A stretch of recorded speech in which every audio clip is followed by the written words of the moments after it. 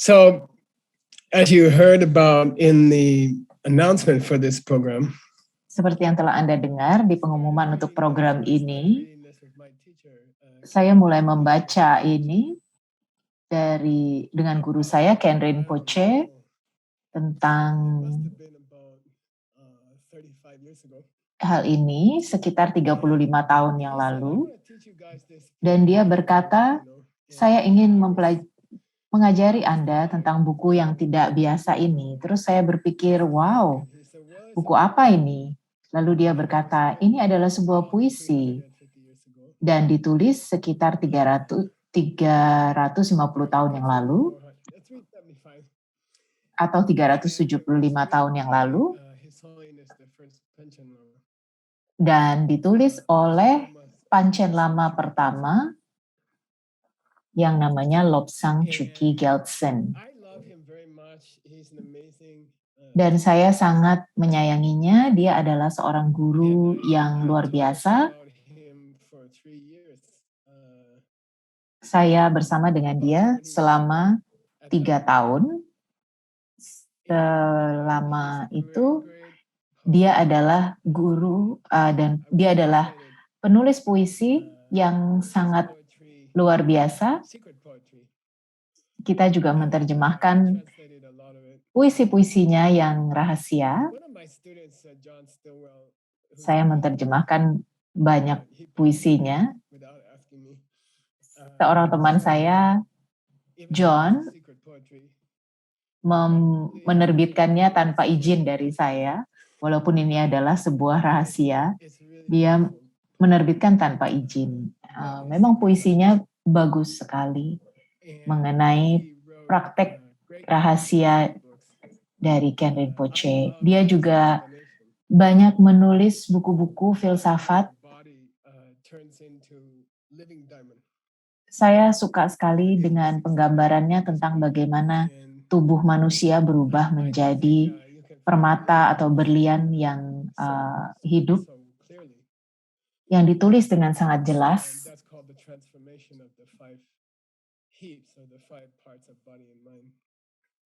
Yang disebutnya transformasi dari 5 bagian tubuh dan pikiran. Barangkali suatu saat kita bisa mereviewnya bersama-sama. Dia juga menulis sebuah lamrim yang sangat terkenal, yang namanya Geylam.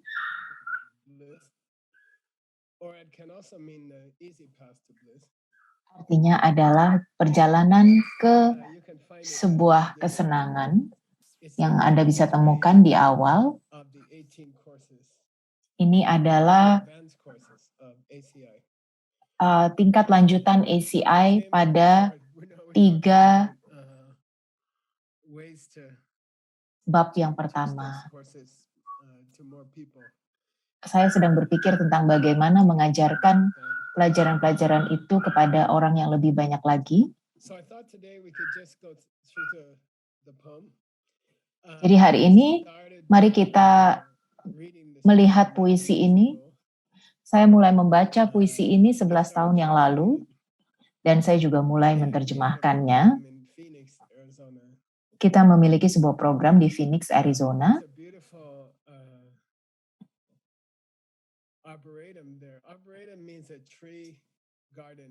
Ada sebuah arboretum yang terkenal di sana yang namanya, ini arboretum artinya adalah kebun untuk publik atau untuk umum. Di Arizona kita tidak punya kebun, isinya hanya kaktus. Saya memulai mengajar ini 11 tahun yang lalu. Dan ketika guru saya mengajarkan pada saya buku ini, saya mendengar mic seseorang menyala. Guru saya memiliki beberapa halangan untuk menyelesaikan buku ini sehingga kita tidak sempat menyelesaikannya bersama. Kemudian dia meninggal dunia. Dan saya berusaha untuk menyelesaikan semuanya dan menerjemahkannya karena indah sekali. Jadi mari saya bercerita sedikit.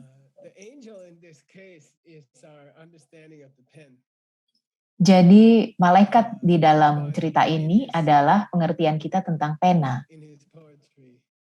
Tetapi di dalam puisi ini, saya merasa malaikat ini adalah seorang yang sangat indah, sangat cantik, yang menggambarkan pikiran kita yang ada di sisi yang baik.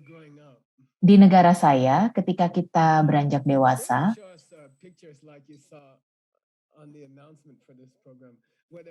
mereka akan menunjukkan pada kita sebuah foto seperti yang Anda lihat tadi di pengumuman di layar, yaitu ada seorang malaikat dan ada seorang iblis. Iblis di dalam diri saya selalu menginginkan saya untuk makan donat, sementara malaikat di dalam diri saya ingin saya makan sayur. Mereka selalu bertengkar setiap hari. Dan iblis mengatakan, waduh enak sekali ya kalau kita bisa makan donat. Sudah 2-3 minggu nih kita nggak makan donat. Walaupun saya tahu mereka donat itu nggak baik untuk tubuh Anda. Tapi ya itulah salah satu kesenangan dalam hidup. Dan kalau Anda makan donat sekali-sekali nggak apa-apa juga. Lalu malaikat berkata, jangan-jangan, apapun yang Anda makan menjadi diri Anda. Anda adalah apa yang Anda makan. Dan setiap kali Anda makan sesuatu yang tidak sehat, menjadi bagian dari tubuh Anda. Dan kemarin kita mengajar suatu pengajaran yang menarik, yang berkata bahwa Anda adalah apa yang Anda makan, sebab apa yang Anda makan menjadi tubuh Anda. Jadi tubuh saya hari ini, sebentar, saya sedang masak sup untuk istri saya.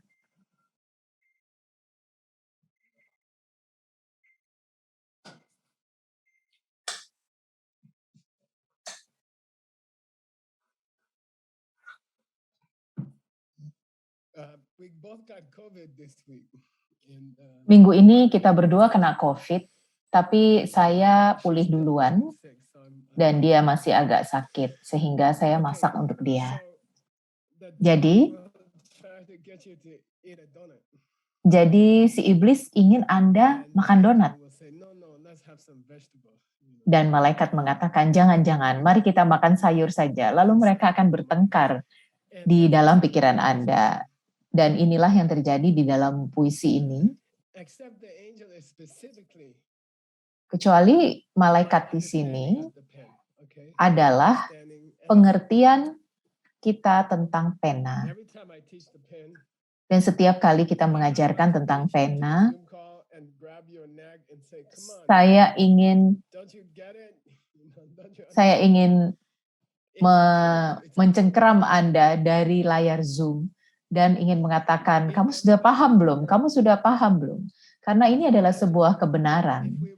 Kalau semua orang di dunia ini logis, kalau kita benar-benar menggunakan logika, setelah saya menjelaskan teori pena kepada Anda, ketika saya memegang sebuah pena di depan Anda, saya melihat pena sangat-sangat sederhana. Ketika saya tunjukkan pena yang sama kepada seekor anjing, maka dia akan mau menggigitnya. Dia sama sekali tidak melihat pena. Ini seperti cerita yang kita ceritakan kepada anak-anak.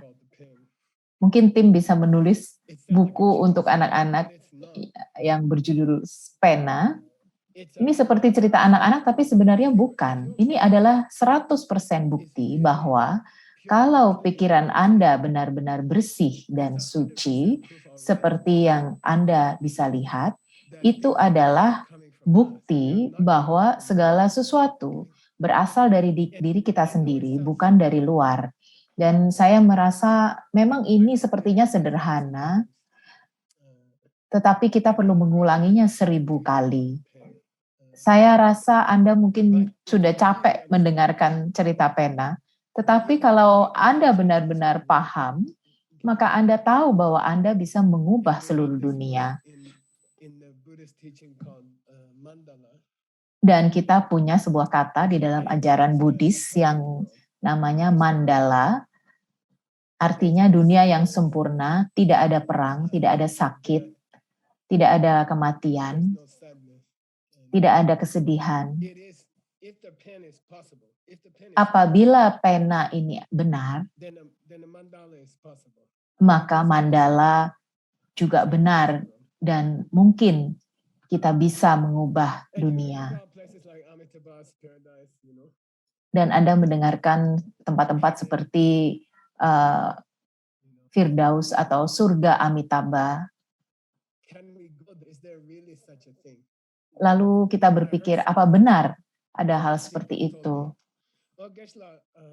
Ada orang yang mengatakan pada saya, oh Geshe-la, surga akan sangat membosankan. Setiap hari hal yang sama, tidak ada hal yang menyenangkan. Lalu ada orang-orang bodoh lagi yang mengatakan, surga tidak ada, karena kita hanya tahu hal-hal yang baik apabila kita melihat hal yang buruk. Saya bahkan mendengar beberapa orang menjelaskan bahwa ini adalah apa yang kita sebut sebagai asal yang bergantung pada hal yang lain. Menurut saya pendapat seperti itu salah dan bodoh. Itu sama seperti kita mengatakan kita tidak bisa makan apel tanpa makan nanas, padahal itu tidak benar. Anda bisa makan apel walaupun Anda tidak makan nanas. Itu sesuatu yang sangat mungkin sekali. Apabila pena ini berasal dari saya, maka saya bisa menciptakan dunia yang sempurna. Kita bisa melakukannya. Ada memang tempat-tempat seperti surga Amitabha.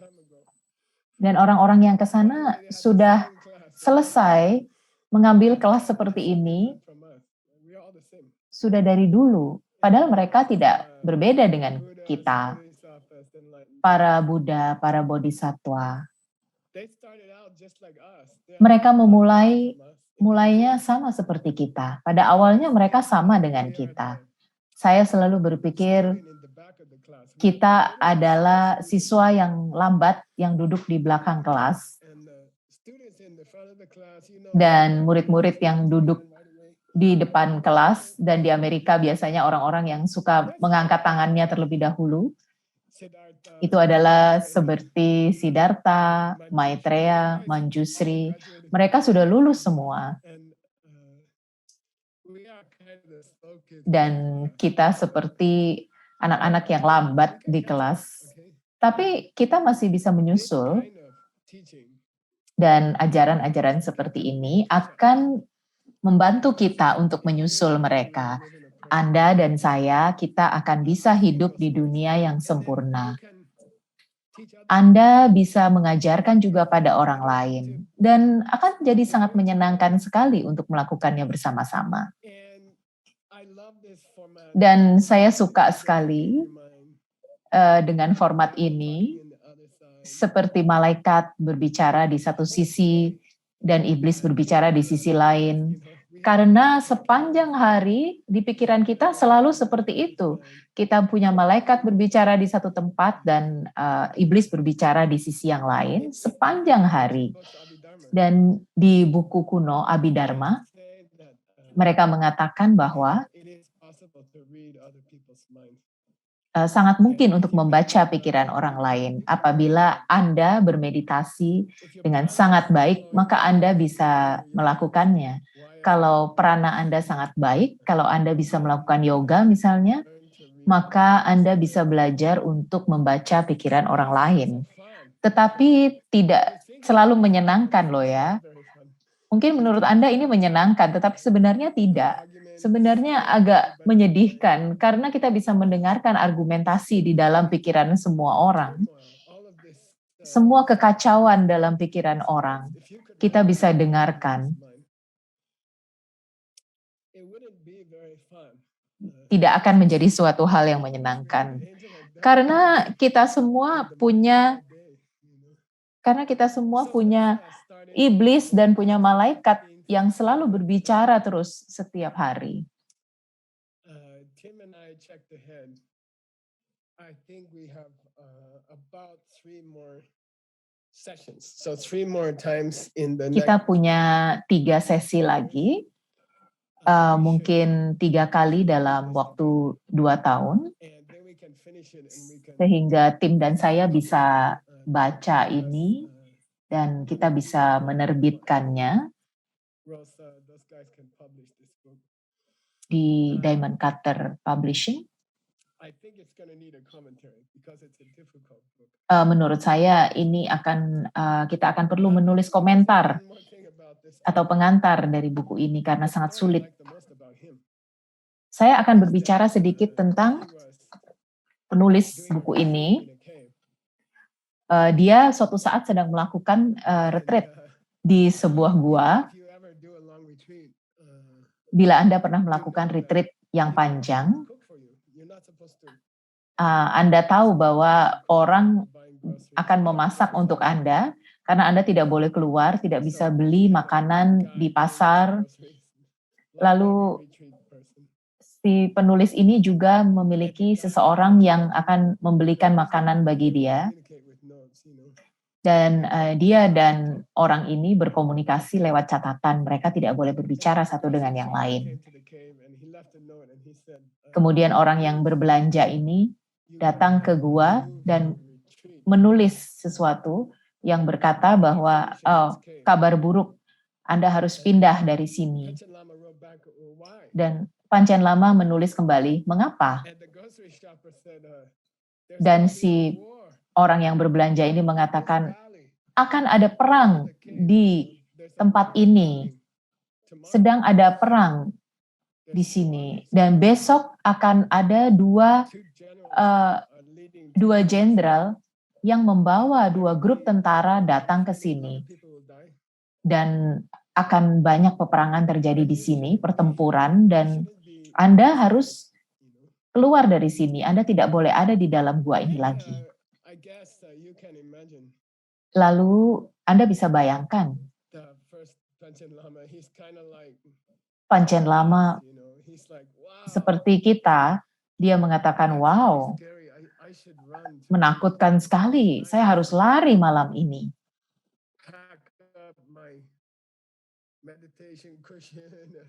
Saya harus mengepak bantal meditasi saya, lalu saya harus lari jauh-jauh. Saya rasa kalau Panchen Lama seperti kita akan berpikir hal yang sama. Lalu dia juga tidak bisa tidur, dan dia mulai berpikir, wow, kalau besok orang-orang berperang di lembah ini, maka banyak sekali orang akan mati, dan itu bukan hal yang baik. Saya harus lakukan sesuatu. Dan saya senang sekali bahwa Panchen Lama pada pagi harinya dia membatalkan retreatnya, lalu dia menulis catatan untuk orang yang berbelanja untuk dia itu. Pada saat itu dia sudah merupakan seorang lama yang cukup terkenal, dan dia mengatakan besok atau hari ini agak siang, bawakan saya koin-koin emas 2 tas. Lalu kita harus berusaha untuk menghentikan peperangan ini. Dan ketika para tentara mulai datang untuk bertempur, dia keluar dari guanya, lalu dia berlari ke medan pertempuran, dan dia berdiri di antara kedua kubu. Waktu itu dia sudah seorang guru yang cukup terkenal. Dia mengatakan, kalau Anda ingin membunuh satu dengan yang lain, Anda harus bunuh saya dulu. Saya tidak akan kemana-mana. Kedua kubu sangat menghormati dia. Lalu dia berkata, kedua jenderal, mari datang ke sini, mari kita berbicara. Lalu 2 orang jenderal itu keluar, dan turun ke medan pertempuran, Panchen Lama berkata, "Ayo, mari duduk. Saya punya usul mengenai perang ini." Dan jenderal berkata, "Apa usulan Anda?" Lalu dia berkata, "Kamu tahu, saya adalah lama yang cukup terkenal, dan orang-orang selalu menawarkan uang kepada saya, menawarkan emas. Di sini saya punya 2 tas besar berisi koin-koin emas, dan saran saya adalah saya berikan 1 tas untuk jenderal ini, dan saya akan berikan tas yang lain kepada jenderal yang satunya. Lalu sudahlah, kalian pulang saja dan bersantai saja, tidak usah berperang." Lalu kedua jenderal itu sangat senang membawa 2 tas koin tersebut, lalu mereka pulang dan semua orang bahagia.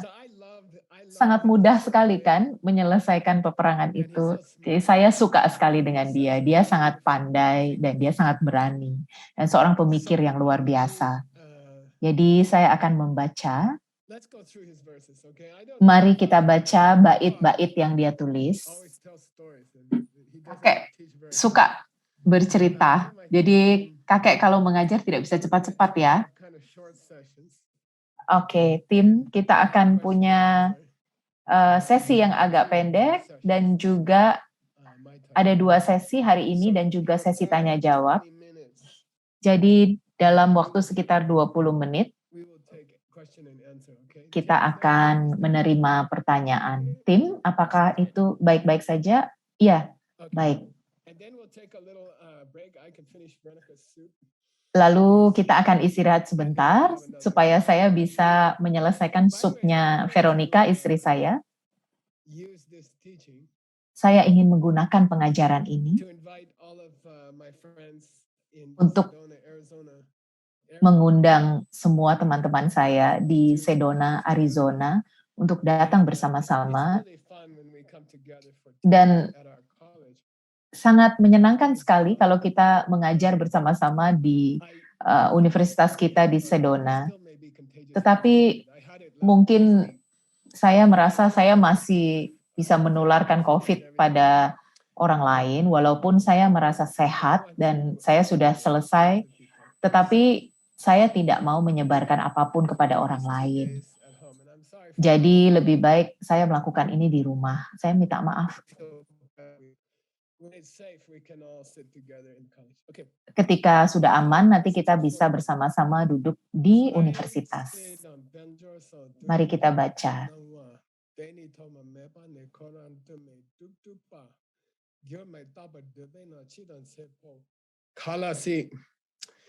Okay, and let's go through the pieces. Mari kita baca satu persatu. Di dalam agama Buddha, kita berkata bahwa kalau Anda meninggal dan dalam hidup Anda sangat murah hati dengan harta Anda, bila Anda banyak berbagi, maka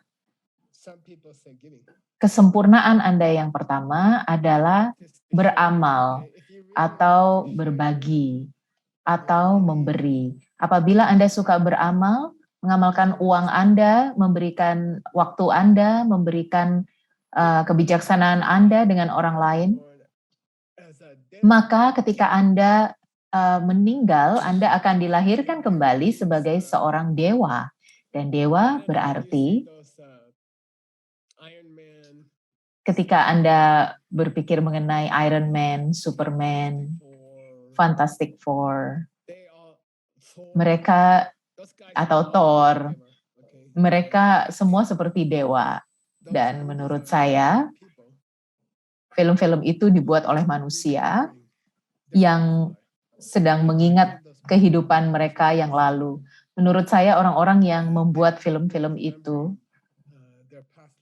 mereka sedang mengingat kehidupan masa lalu mereka.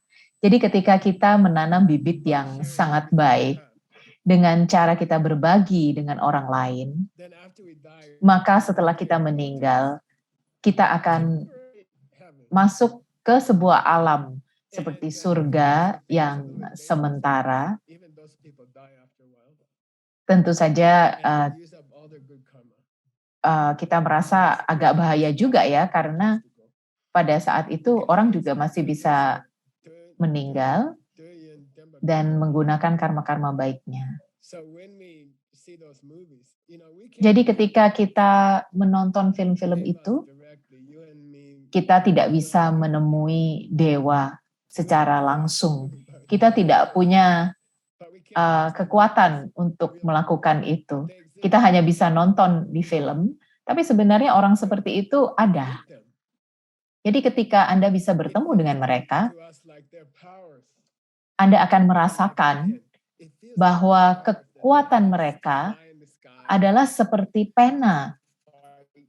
Mereka bisa terbang di angkasa, lalu mereka bisa melawan orang-orang jahat.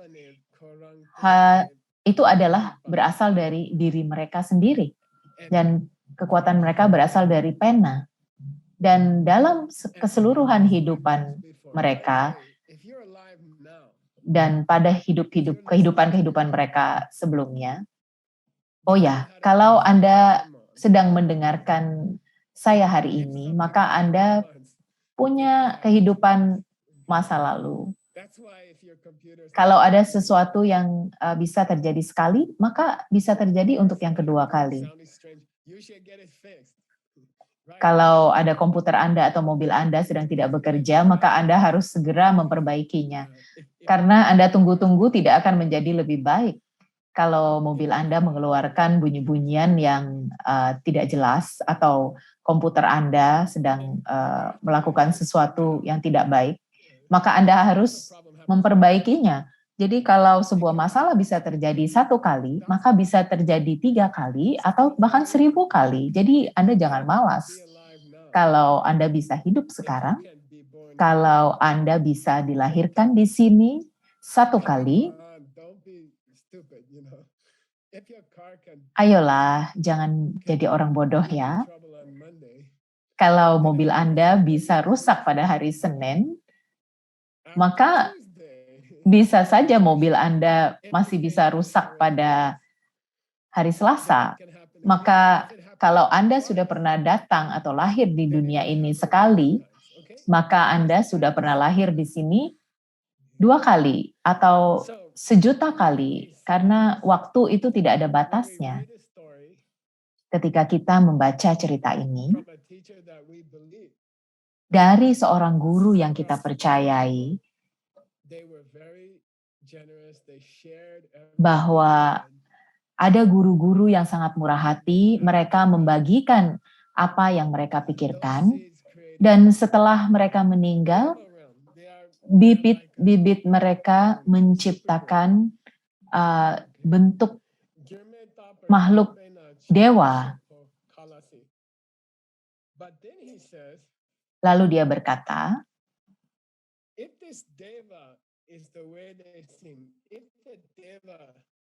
kalau dewa datang dari diri sendiri, seperti pena datang dari pena, maka kenapa mereka bisa meninggal? Dan kenapa kok ada kehidupan dewa yang bisa berakhir? Dan mereka bisa pergi ke alam yang lain. Kalau pena ini berasal dari dirinya sendiri, maka ia tidak akan pernah kehabisan tinta. Tidak mungkin. Kalau pena datang dari dirinya sendiri, maka dia tidak akan mungkin kehabisan tinta. Kalau seseorang datang dari dirinya sendiri, maka mereka tidak bisa meninggal dan tidak bisa berubah. Itu yang dikatakan oleh malaikat. Jadi, saya suka dengan kelas hari ini dan kelas besok, karena si malaikat tidak terlalu banyak bicara. Mungkin si malaikat malu ya, mungkin banyak malaikat yang malu-malu. Tapi dalam bagian ini dia tidak terlalu banyak bicara. Dia berkata, mari kita lihat, kalau si pena ini berasal dari pena, Maka kalau orang berasal dari orang sendiri, maka bagaimana orang itu bisa meninggal? Po berarti bagaimana mereka bisa meninggal dan dilahirkan kembali. Jadi keseluruhan puisi ini yang kita bicarakan hari ini dan besok, mereka akan membahas bagaimana caranya kok bisa terjadi kita meninggal, lalu apa yang terjadi dengan kita setelah kita meninggal. Ini adalah hal yang sangat aneh. Ketika saya bersekolah di Universitas Princeton, salah satu universitas yang paling baik di seluruh dunia, dan saya merasa betul, saya menghabiskan waktu 4-5 tahun di sana, tidak ada kelas di sana, tentang bagaimana Anda meninggal. Sangat lucu sekali. Di seluruh universitas,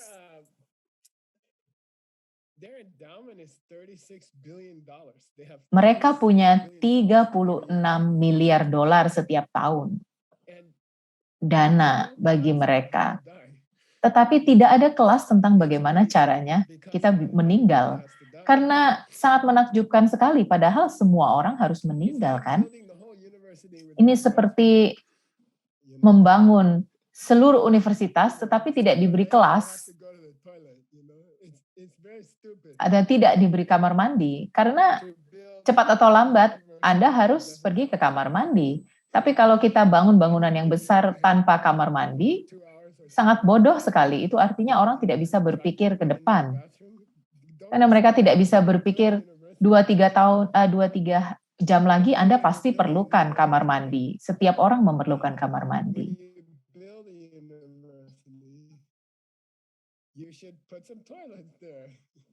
Ketika Anda membangun sebuah universitas, tentu saja Anda harus membangun juga toilet di sana. Dan kalau Anda mengajarkan kepada orang-orang tentang kehidupan, maka Anda harus mengajarkan juga tentang kematian, atau ini tidak akan menjadi universitas yang lengkap. Oke, jadi malaikat berkata, kalau Anda datang dari diri Anda sendiri, bagaimana Anda bisa meninggal? Jadi kalau Anda berlanjut ke kehidupan selanjutnya, apa sih yang terjadi pada Anda? Kita harus bertanya hal ini dan kita harus tertarik dengan hal ini. Kalau ada orang yang mengatakan, ambil tas Anda, ambil koper Anda. Dia berkata, mau kemana ini? Jangan khawatir, kita akan pergi. Kapan kita akan pergi? Oh, beberapa tahun lagi. Pokoknya Anda pak saja tas Anda. Kalau Anda tidak bertanya kemana Anda akan pergi dan kemana Anda akan membawa tas Anda, maka Anda gila. Kemarin saya umur 35, sekarang saya umur 65. Sekarang rambut saya juga sudah seperti ini. Saya sangat kaget sekali. Apa yang terjadi? Kita semua harus bersiap-siap loh. Kita tidak akan ada di sini terus selama-lamanya.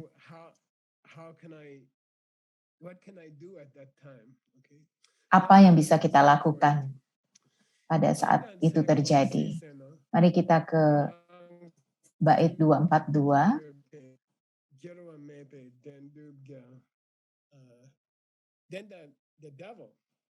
Lalu iblis berkata, lihatlah, semua orang meninggal dan semua orang akan pergi ke suatu tempat ketika mereka meninggal. Kenapa? Karena Anda datang ke sini juga dari suatu tempat. Tidak mungkin kalau Anda meninggal lalu Anda hilang begitu saja. Tentu saja Anda akan pergi ke suatu tempat. Anda sudah datang ke sini kan? Jadi kalau sesuatu bisa berlaku satu kali, dia bisa terjadi lagi suatu kali.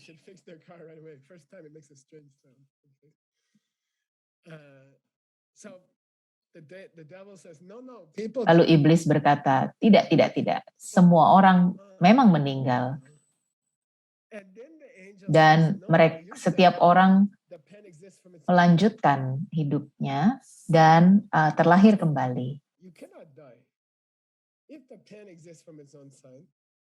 Lalu malaikat berkata, kalau pena ada dari diri Anda, maka Anda juga ada dari diri Anda. Kalau Anda adalah berasal dari diri Anda sendiri, maka Anda tidak akan bisa berubah. Nah, itu adalah ide yang cukup sulit. Kalau pena datang dari dirinya sendiri seperti yang kita pikirkan, maka ia tidak akan pernah berubah dan tidak akan pernah kehabisan tinta. Kalau tintanya ada di dalam pena, maka pena tidak akan pernah kehabisan tinta. Dan kita harus membuktikannya dulu, karena dengan mendengarkannya sekali seolah-olah tidak masuk akal. Geshe-la, saya baru berkata, pena ini datang dari pabrik, orang membuatnya, kemudian saya beli di toko. Tapi saya tidak berkata kalau pena tidak bisa berubah loh ya. Karena itulah kita harus beli lagi di toko kalau sudah habis. Lalu Geshe-la mengatakan pada Anda, begini ya, kalau pena asalnya adalah dari toko, kalau pena dibuat di pabrik, maka dia tidak bisa berubah dan tidak akan bisa kehabisan tinta. Tapi Geshe-la, saya tidak mengatakan itu. Tentu saja pena dibuat di pabrik. Ketika Anda menulis ini, tinta keluar dari pena, lalu menempel pada kertas, dan tintanya habis, lalu penanya akan berubah. Tapi saya tidak berkata bahwa pena itu bisa berubah. Tapi Anda tidak bertanya dari mana pena itu berasal. Anda tidak bertanya kenapa pena ini bisa datang kepada saya. Ini adalah hal yang besar, yang penting. Kalau Anda ingin memiliki hidup yang bahagia dan kematian yang berhasil, sangat aneh ya kata itu ya, hidup yang bahagia dan kematian yang sukses atau yang berhasil, Anda harus bertanya, Anda berasal dari mana? Bukan bagaimana caranya Anda datang ke dunia ini, tetapi mengapa Anda datang ke dunia ini.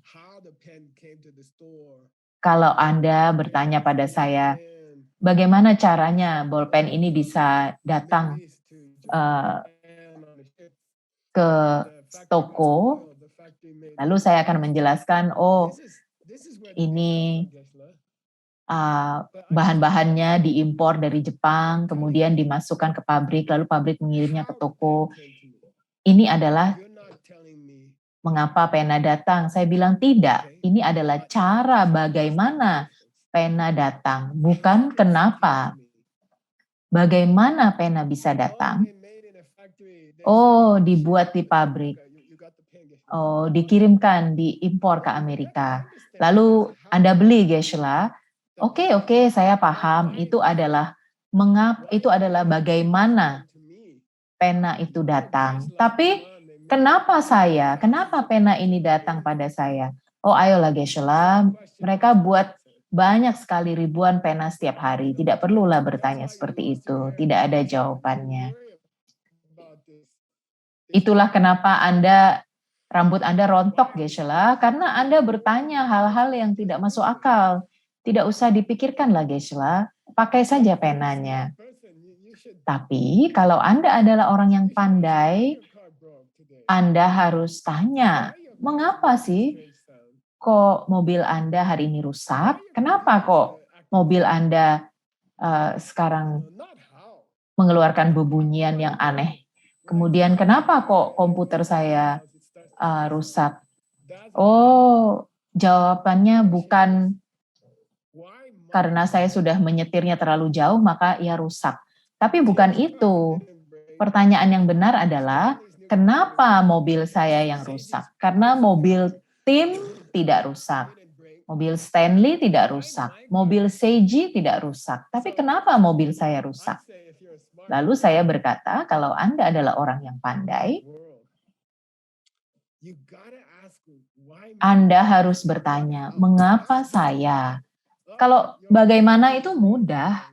Bagaimana mesin Anda rusak? Oh, karburatornya kotor. Ah, itulah kenapa mobil Anda mengeluarkan bunyi-bunyian aneh. Tapi bukan itu. Jangan katakan pada saya, bagaimana? Katakan pada saya, mengapa mobil saya karburatornya rusak, tapi mobil tim, mobil Seiji tidak. Ayolah, Anda harus menanyakan pertanyaan ini. Sangat penting, lebih penting daripada apapun yang Anda rencanakan hari ini. Seperti saya harus ke universitas, lalu saya harus masak sup untuk istri saya. Kita berencana dari pagi, hari ini kita mau ngapain aja. Tetapi pada hari yang pasti di mana Anda harus menghadapi kematian, Anda akan meninggal, apakah pernah Anda rencanakan? Saya tidak tahu sekarang. Apakah supnya akan gosong atau tidak, tapi yang saya tahu secara pasti, saya pasti meninggal. Maka kita harus siap-siap dan kita harus bertanya, mengapa kita meninggal? Dan bukan bagaimana kita meninggal. Dan itu yang akan kita lakukan pada kelas berikutnya. Oke, Paman Tim, apakah Anda akan membuka sesi tanya jawab? Saya rasa akan ada 15 menit sesi tanya jawab. Kita akan membuka sesi tanya jawab. Top of your head. Yeah, you can sit. Kenapa orang-orang, hey Tim, kenapa orang-orang botak suka Zoom? Ya, karena bisa memotong bagian atasnya kepala Anda, seperti yang saya lakukan sekarang ini. Pertanyaan pertama, Geshe-la. Dengan mengerti cerita pena, kita tahu bahwa segala sesuatu datangnya dari diri kita sendiri.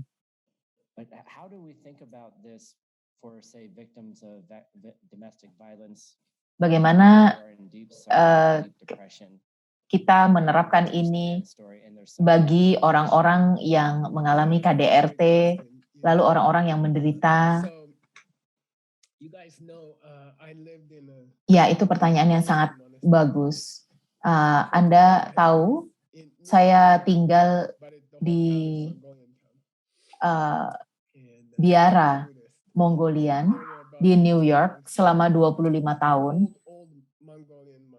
Tapi di sana banyak sekali biarawan-biarawan Mongolia, dan saya tinggal di sana bersama guru saya 25 tahun. Saya datang dari Princeton. Sebenarnya saya harusnya menjadi seorang pendeta Kristen, karena saya sudah diterima di sekolah untuk belajar menjadi pendeta. Di Princeton ada katedral yang sangat indah sekali, yang mirip seperti katedral Notre Dame di Paris, dan musiknya juga sangat indah. Dan tempatnya sangat indah sekali, dan sangat mahal sekali bangunan itu. Lalu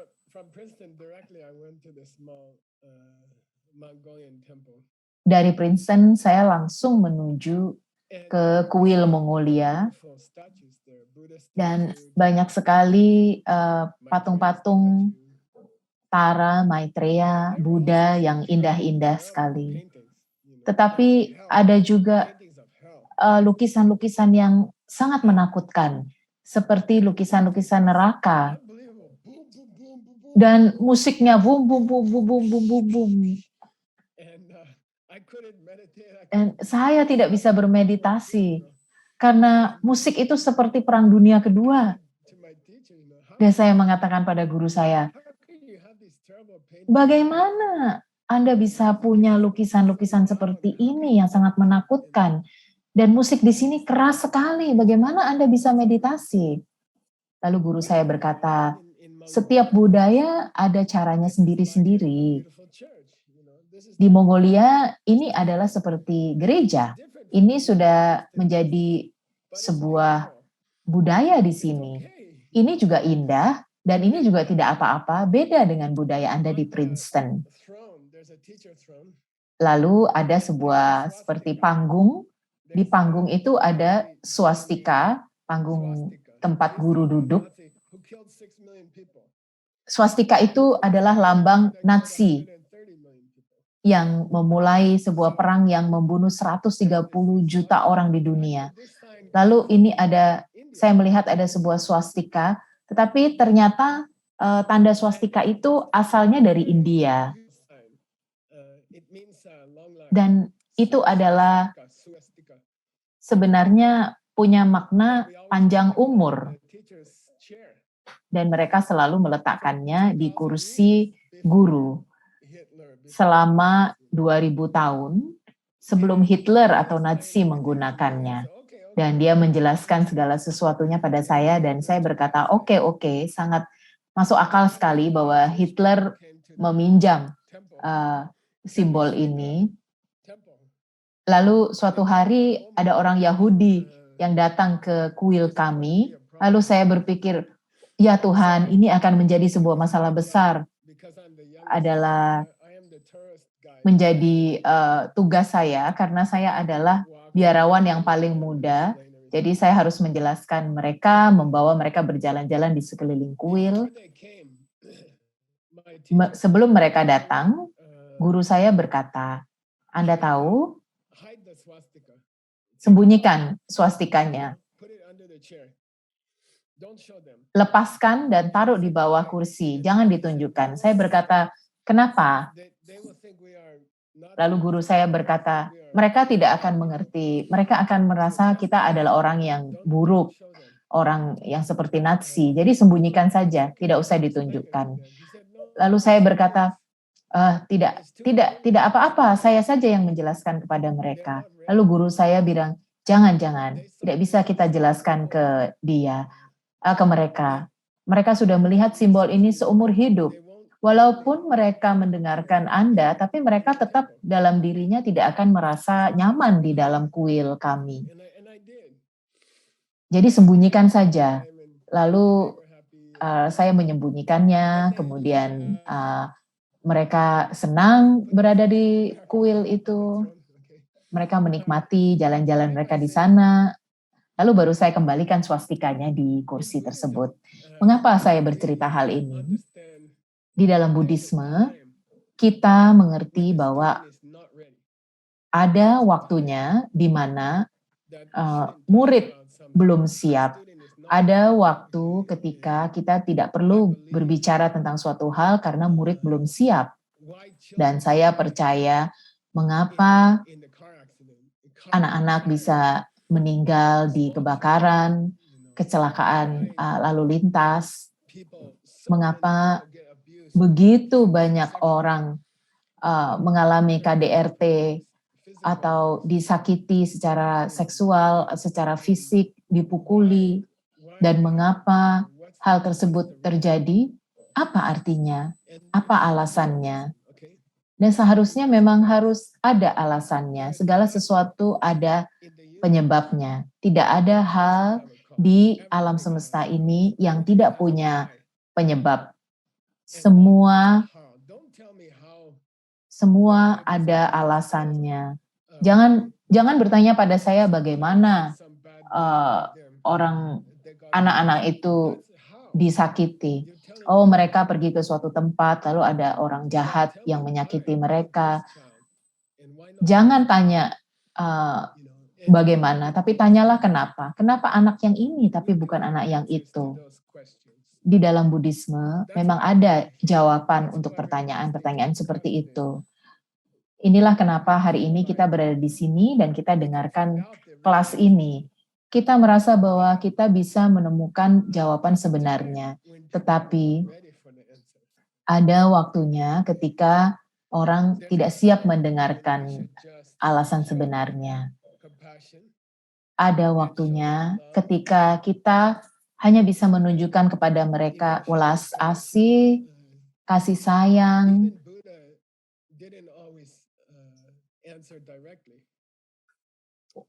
Bahkan Buddha pun tidak menjawab segala sesuatunya dengan langsung ketika dia merasa murid belum siap. Jadi iya, ada alasan mengapa misalnya anak kecil umur 2 tahun bisa meninggal di kecelakaan lalu lintas. Lalu ada alasannya juga kenapa anak-anak kecil ada yang disakiti dan ada yang baik-baik saja. Semua ada alasannya. Tetapi di dalam tradisi kita, guru-guru besar sering berkata, mungkin murid-murid kita belum siap mendengarkan alasannya. Mungkin lebih penting memberikan pada murid-murid itu sebuah pelukan, kasih sayang. Anda bisa menjelaskan mengenai kehidupan masa lalu, mengenai bibit, mengenai penyebab dari segala sesuatu. Tetapi Anda harus pilih waktu yang tepat. Dan ketika orang tua dari anak-anak seperti itu sedang menderita, bukanlah waktu yang tepat untuk mengatakan alasannya. Dan waktunya Anda untuk menyembunyikan swastika, memeluk mereka, memberi kasih sayang pada mereka, supaya mereka merasa lebih baik. Tapi ya memang betul, segala sesuatu punya penyebab. Saya menemui psikiater beberapa waktu yang lalu, dan saya bertanya, kenapa kok anak-anak ini menjadi emosional? Karena waktu mereka, waktu ibunya hamil, makan terlalu banyak saus sambal.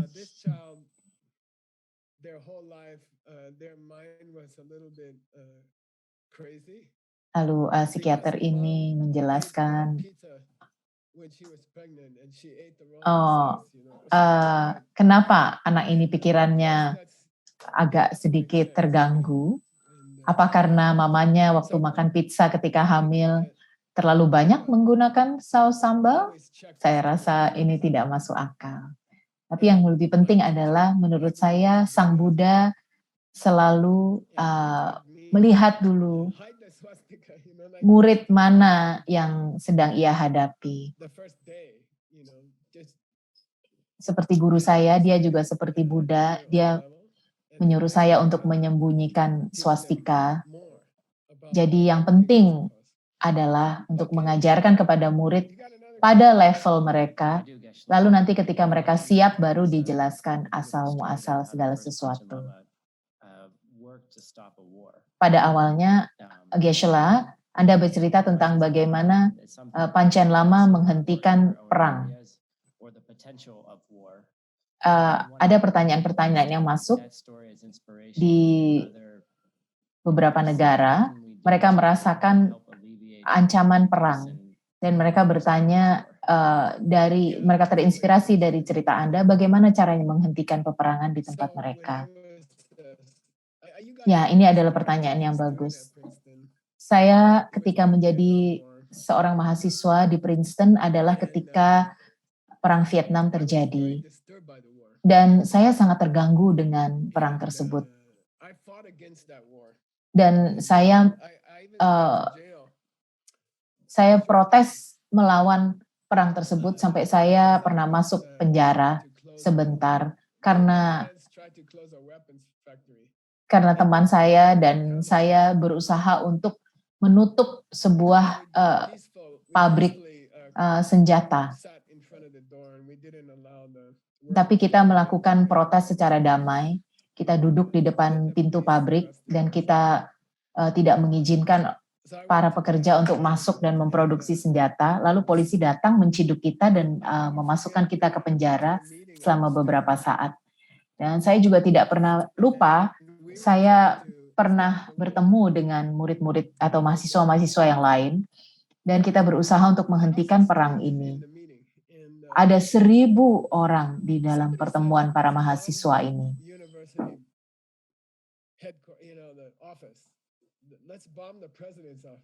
Sampai ada yang berkata, mari kita bom saja kantor rektor. Kita akan menunjukkan pada mereka bahwa kita bisa menghentikan perang.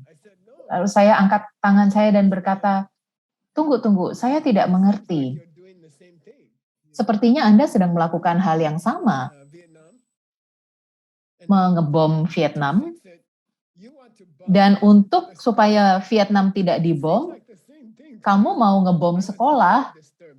Saya sangat terganggu dengan hal ini. Menurut saya itu hal yang sama saja. Lalu saya merasa putus asa dan saya berpikir saya sudah berusaha 4-5 tahun untuk menghentikan perang Vietnam, tetapi tidak terlalu berdampak. Lalu saya berkata, satu orang tidak bisa melakukan banyak hal. Saya juga 10.000 mil jauhnya dari Vietnam. Saya juga tidak tahu bagaimana saya bisa menghentikan perang ini. Lalu saya merasa putus asa, lalu saya tidak melakukan banyak hal setelah itu. Tapi setelah itu, saya belajar mengenai kekosongan dengan guru saya. Lalu saya belajar mengenai karma, saya belajar mengenai bagaimana bibit terbuka. Saya mulai mengamati lingkungan saya, sekitar saya, dunia saya. Semua datang dari diri saya sendiri, seperti pena ini. Bahwa saya bisa melihat konflik, melihat peperangan, ini semua asalnya adalah dari diri saya sendiri. Seperti saya sedang mendengarkan berita tadi malam mengenai sebuah masalah. Nah, lalu kita berpikir, masalah yang sedang saya dengarkan ini sebenarnya datangnya dari diri saya sendiri. Dan karena datangnya dari diri saya bisa membantu menyelesaikannya. Jadi, Anda tidak pernah putus asa. Kalau teori pena itu benar, maka Anda tidak akan pernah tidak berdaya. Anda selalu bisa membantu. Semua orang di dunia bisa membantu menyelesaikan konflik. Semua orang bisa menyelesaikan konflik. Geshe-la, bagaimana? Saya hanya satu orang. Apa yang bisa saya lakukan? Tapi tetap saja konflik, ketegangan, ini semua kembali lagi ke pena. Bagi semua orang, bagi seluruh dunia. Datangnya adalah dari diri kita masing-masing. Setiap orang dari kita telah menanam bibit untuk konflik-konflik ini, dan karena itulah kita melihatnya di dalam dunia kita. Karena asalnya dari kita sendiri, karena datang dari kita sendiri. Satu orang saja bisa melakukan sesuatu. Saya tidak harus berprotes bersama orang-orang lain di sekolah. Saya tidak harus mengebom sekolah. Saya tidak harus masuk penjara. Tapi saya bisa membantu situasi ini. Bagaimana caranya? Jadi kita melihat orang-orang yang sedang tidak berkomunikasi satu dengan yang lain. Mereka masing-masing tidak mau saling berkomunikasi. Mereka memikirkan dirinya sendiri, lalu mereka tidak mau memikirkan satu dengan yang lain. Kita melihat itu karena kita menanam bibit seperti itu. Karena sepanjang hari yang saya pikirkan adalah diri saya sendiri dan saya tidak memperhatikan orang lain. Banyak sekali, berjuta-juta orang yang tidak bisa makan setiap harinya. Dan saya punya makanan yang begitu banyak sekali. Terlalu banyak. Jadi saya bisa menghentikan peperangan dan saya bisa menghentikan konflik. Kalau saya mulai dengan menanam bibit dari diri saya sendiri. Kalau saya bertemu dengan seseorang dan ada orang yang merasa terancam dengan keberadaan saya, memang saya tidak mau melukai orang lain. Mungkin ada orang yang membutuhkan perhatian saya, membutuhkan kasih sayang saya, membutuhkan saya untuk menenangkan dia. Jadi kalau saya pribadi datang dan menjangkau orang-orang seperti itu, khususnya orang-orang yang merasa terancam dengan keberadaan saya, kalau saya menjangkau mereka, maka saya membatalkan bibit yang saya miliki, sehingga saya tidak lagi melihat adanya ketegangan-ketegangan atau konflik di sekitar saya. Jadi apa yang Anda lihat di sekitar Anda itu asalnya adalah dari bibit Anda sendiri. Hari ini juga, teleponlah satu orang yang sedang berkonflik dengan Anda. Berikanlah kasih sayang pada orang yang merasa bahwa Anda sedang ingin melukai mereka. Yakinkanlah pada mereka bahwa Anda mengasihi mereka. Maka itu akan membatalkan bibit sehingga Anda tidak lagi melihat konflik. Anda bisa melihat bagaimana masa depan kehidupan Anda bisa memperhatikan bibit Anda dan Anda bisa merubah dunia Anda dengan memperhatikan bibit yang Anda tanam saat ini. Oke, kakek harus memeriksa supnya.